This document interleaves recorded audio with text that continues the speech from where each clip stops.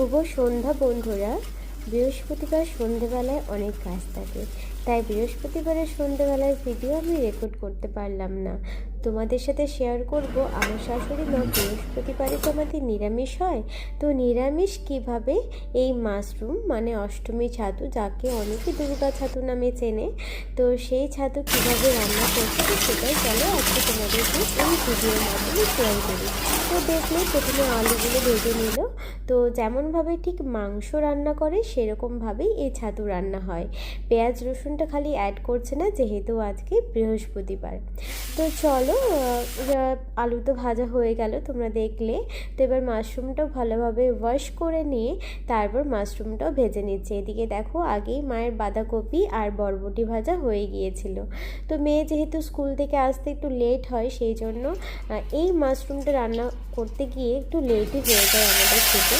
তো যাই হোক, মা ফোড়নে দিয়েছে শুকনো লঙ্কা আর দিয়েছে তেজপাতা, আর এই মশলাতে রয়েছে ধনে, জিরে আর আদা একসাথে পেস্ট করা শিলে বাটা মশলা।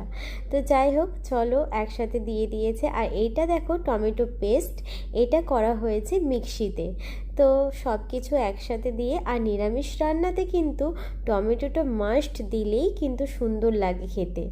তো টমেটো ছাড়া নিরামিষ রান্না প্রায় আমাদের হয় না বললেই চলে, একমাত্র শুক্রবার ছাড়া। তো দেখো কষানো হয়ে গিয়েছে, মা জল গরম করে নিয়েছিল আলাদা করে। আর এটা দেখো, এটা হচ্ছে গোটা গরম মশলা বাটা।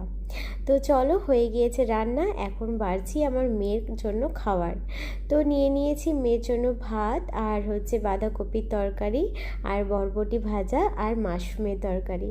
তো ফাইনালি আমাদের রান্না দুপুরে কমপ্লিট। তোমাদের কেমন লাগলো আজকের এই রান্না অবশ্যই কিন্তু কমেন্টে জানিও।